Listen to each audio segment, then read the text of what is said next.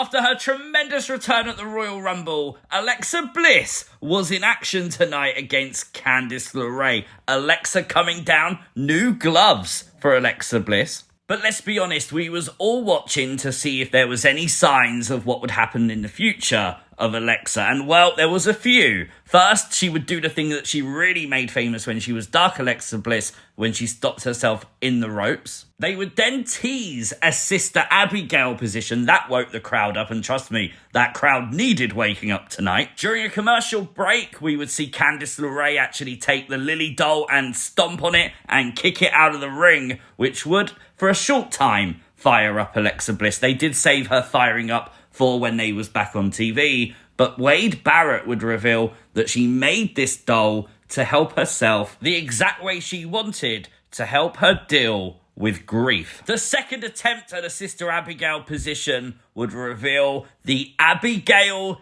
DDT by Alexa Bliss for her to win this match and qualify for the Elimination Chamber, but there's a lot more. We would see glitches during the match. These weren't ordinary glitches like Netflix did on Monday. These were Wyatt Sicks glitches. And what the hell is this? It looks like a pair of eyes staring straight back at us. Wyatt Sicks would then break their silence during the match, just tweeting, "she." So this confirms that Alexa Bliss is she. Now, is she going to join the Wyatt Sicks? I hope so. This is things you might have missed from WWE Smackdown. Make sure you hit the like button, and if you are new to the channel, hit the subscribe button too. So just before Smackdown, we found out Cedric Alexander has been released by the WWE. Now that is shocking. Cedric's been on NXT quite a lot recently, but this was just the start. During the show, we found out that Sonya Deville hasn't been released, but it is known to her that in a few weeks her contract will expire and WWE will choose not to renew Sonya Deville. So Sonya will be leaving WWE. We also got news that Paul Ellering and the authors of Pain have been released. The Final Testament is no more. We have seen Karrion Kross solo recently, so maybe that was an indication of the Final Testament's downfall. Again, shocking. You could have made these two a very dominant tag team, and if you got nothing for them, go and let them run havoc on NXT. Blair Davenport is the latest name to have been released by WWE. Again, shocking. All the rumours were that she was set for a massive push with SmackDown moving to 3 hours. Obviously, that didn't happen. We saw her talking to Piper Niven once. Nothing happened there either. Unfortunately, business is business. It just sucks because we never like to see people lose their jobs. Obviously, I wish nothing but the best to everyone released by WWE. We have no idea if this list will continue to grow.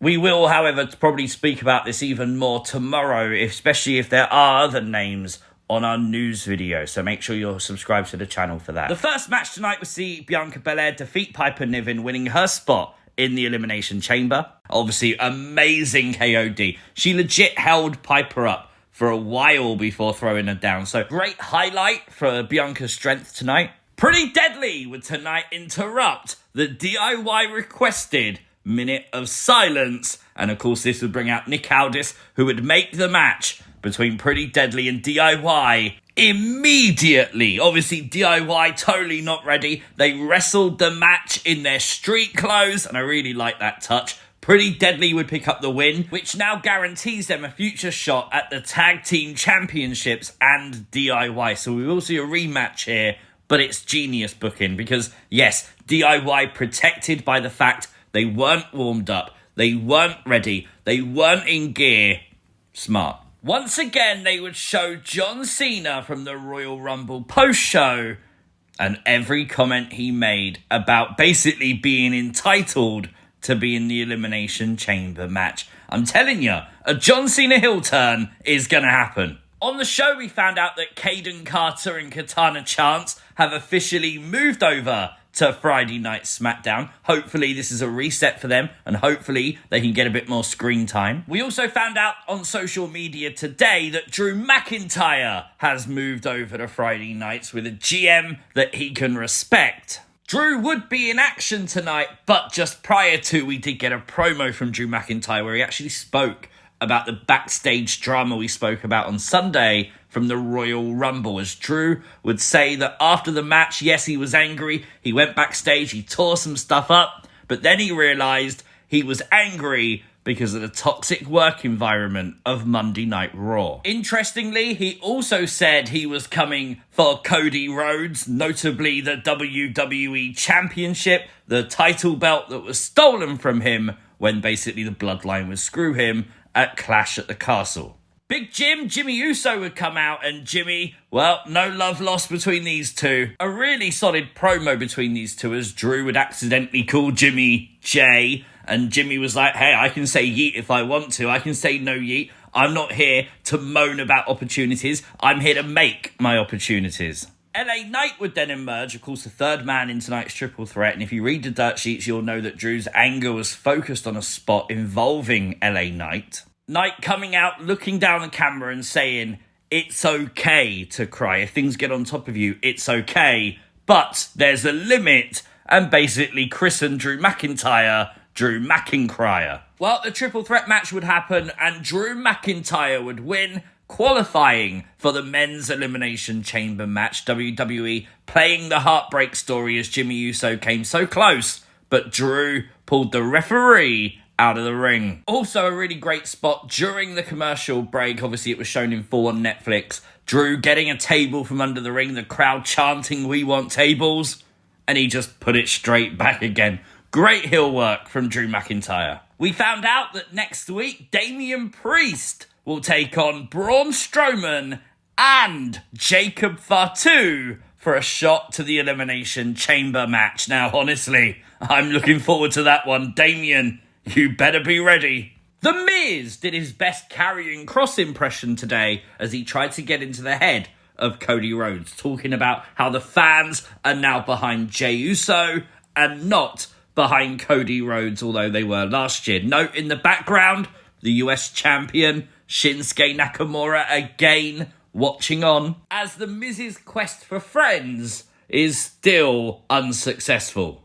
From his car, Kevin Owens would explain why he did what he did on Monday to Sami Zayn, saying, "We've been through a lot together, but this past Saturday you didn't help me. Look at the scars. The pain I'm in will be there forever, and it's your fault." Sami didn't help KO. He even mentioned the fact that Sami did help Roman Reigns recently, but he wouldn't help his best friend. And an update from the commentary team on Sami Zayn said he is out indefinitely with a compressed spinal cord. The power of Tozawa was destroyed tonight as Carmelo Hayes would defeat him in singles action. Nick Aldis obviously making this match, and it makes sense after what Carmelo did to Akira Tozawa at the Royal Rumble, potentially costing him his spot at WrestleMania. After the match, Melo would be in the corner and would do a symbolism that he had buried Akira Tozawa. Lots of people didn't like this on social media. You know what? I don't think it matters. It just plays to the cocky attitude of Carmelo Hayes. Just to clarify, a lot of people on social media are upset and worried about this. WWE potentially rebranding the Elimination Chamber match the Women's No Escape match. Now, on Netflix, it was still built as the Women's Chamber match. And obviously, we know in Germany, WWE call this No Escape. Obviously, they don't like to brand something the Chamber. Makes a lot of sense. So yeah, this is no more than an error. Don't worry, I'm sure WWE are not going to rebrand it. A really good promo tonight from Tiffany Stratton as she would confront the winner of the Royal Rumble, Charlotte Flair, and say, "I'd love to face you at WrestleMania," and get out of the shadow of being called the next Charlotte Flair. Nia Jax emerged here and would reveal that next week it will be her versus Tiffany for the Women's Championship. A really solid promo tonight by the Street Profits. Obviously, we saw them turn heel-ish on Royal Rumble. And, well, tonight, no different at all. These two should have this attitude. They should be angry. They have been overlooked. And I hope this is going to strap the rocket to their backs.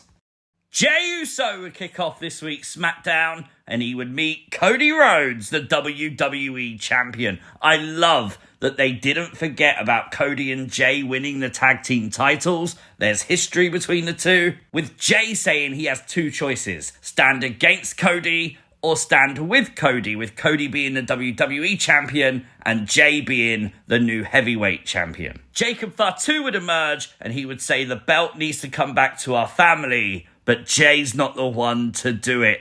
Could Jacob Fatu be in the mix to take that title from Cody Rhodes? Or was he talking about Solo Sikoa, who would return after Cody and Jay beat Jacob and Tama? Well, Solo's back and he spiked Cody. Geniusly done. Absolutely no idea this was going to happen tonight. Not only that, it leaves it open to interpretation. We don't know the relationship between Solo and Jacob. Jacob's not in the ring. He's not standing alongside Solo here.